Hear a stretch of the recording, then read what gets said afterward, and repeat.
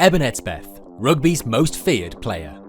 Eben Etzebeth is easily one of the most feared rugby players to ever exist. From being hated by pretty much every fan base in the world, to fighting every international team, it's no surprise that everyone's so scared of him. But why is he so feared? And where did it all start? Before we look at the monster he is today, it's important to take a look at his upbringing. With the Springboks superstar being so private off the field, not a lot is known about his childhood. What we do know is that Eben Etzebeth wasn't always the physical monster that he is today. In fact, Eben grew up as a backline player. Born into a family of giants and champion wrestlers, it was only a matter of time before Eben grew to be well over 6 feet tall. During his final few seasons of high school rugby, Eben grew by almost 50 centimeters and put on quite a bit of muscle, which made it pretty much impossible for him to play as a back anymore. Instead, he moved to the forwards and spent plenty of time in the gym. Having grown up idolizing Bakkies Botha and Victor Matfield, Etzebeth knew that the time in the gym was very important to a successful career down the line. It was not always easy for Eben, with a career in rugby only really seeming like a possibility towards the end of his teenage years. His high school coach even remembers that Eben never played for the A team at his high school, proving that he had plenty of perseverance when it came to rugby. At 18 years old, he joined the youth setup of Western Province, having impressed in trials. He was joining a youth setup that had produced countless talented Springboks. It took Etzebeth a couple of years to fully develop, helped by a short stint with the UTC Ike Tigers, an amateur team that he helped to win the Varsity Cup. Those performances meant that when there was an injury to Ryan Elstad, Etzebeth was brought into the Stormers 15 for his Super Rugby debut at just 20 years old. Considering he was brought straight into the starting lineup, it was certainly a surprise. But Etzebeth quickly established a long reputation as an enforcer, despite playing against international talent every single week. He was a shining star for the Stormers in the 2012 season, leading to a surprise call-up to their international side. Etzebeth was one of 3 uncapped players to be named in the Springboks side, who were to face England in Durban. He was part of a new South African team who were moving on from some of the superstars that led the Springboks to a title in 2007 and bringing in young talent. From day one, Etzebeth looked like a natural when it came to international rugby. For a lot of players, making your international debut just 4 months after playing your first ever top-level professional rugby game would be too much. But when you're almost 7 feet tall and one of the strongest rugby players in the world, that step is not as much of an issue. 2012 was also the year that Etzebeth led the Western Province to their first Currie Cup title in a decade. The following year, Etzebeth had established himself as not only a starter, but also as one of the names on the Springboks team sheet.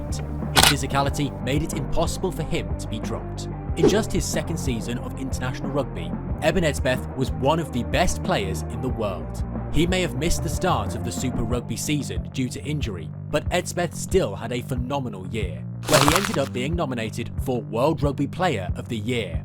This made him the first Springbok to be nominated for the award in over 3 years. So as Etzebeth edged his way closer and closer to becoming a Springboks great, he quickly gained a reputation for engaging in some of the dirtier sides of the sport. In his very first season of international rugby, Etzebeth was banned for 2 weeks for headbutting Australian player Nathan Sharp during the Rugby Championship.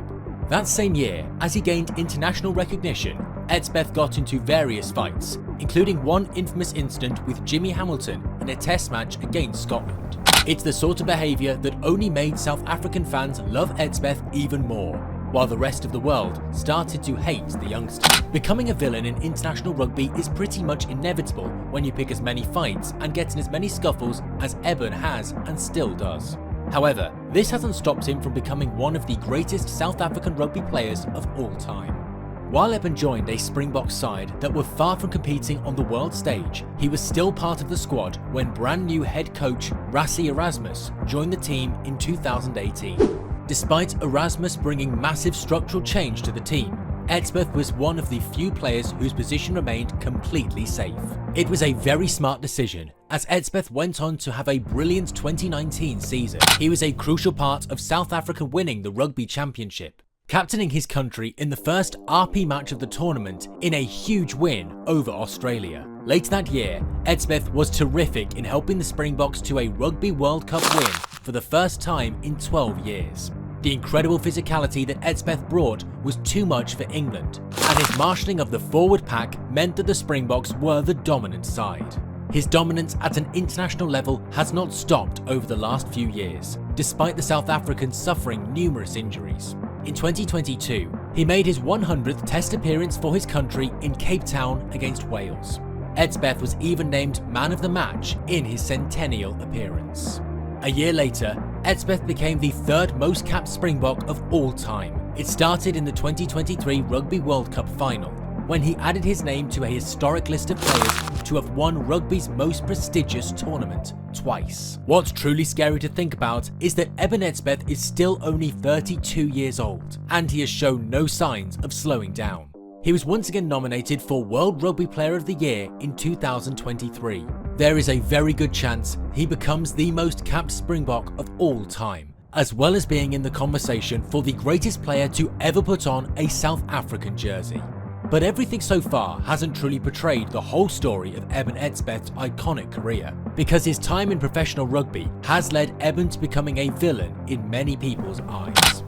The biggest factor for why so many fans tend to dislike Eben Etzebeth is pretty simple. He is great at the dark arts of rugby, the stuff that is not really illegal, but certainly doesn't make you a hero in the eyes of rugby fans. Similarly to Richie McCaw, Etzebeth often gets away with arguably too much. He likes to get into scraps with pretty much every single opponent he faces.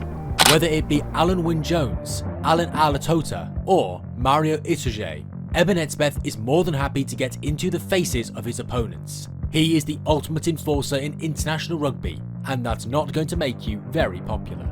Eben has also made himself an enemy of domestic fans. Despite being paid millions to move to France, his time with Toulon is probably best remembered for him constantly being injured and getting into a fight with a teammate before a game on one occasion. He was a total disappointment for Toulon fans. His off-the-field antics have also sometimes crossed the line. During the 2019 Rugby World Cup, Etzebeth was accused of allegedly assaulting a homeless man and using racial slurs towards him after a booze-fueled altercation at a pub. However, he was eventually cleared of both counts after a year-long investigation. Eben also always enjoyed being openly critical of anyone who is critical of South African rugby. This is one of the key reasons why he's loved so heavily by Springbok fans and hated by pretty much anyone else. But no matter your opinion of the man, Eben Etzebeth is undoubtedly one of the most feared men in international rugby. When you're as tall as an NBA player and as strong as a powerlifter, you're going to be an international rugby star, no matter what. His aggressive and physical playing style have helped Eben Etzebeth to become so heavily feared. But what do you think of Eben Etzebeth? Put your thoughts in the comments down below. And while you're down there, hit the like button and subscribe. Thank you for watching, and we'll see you next time.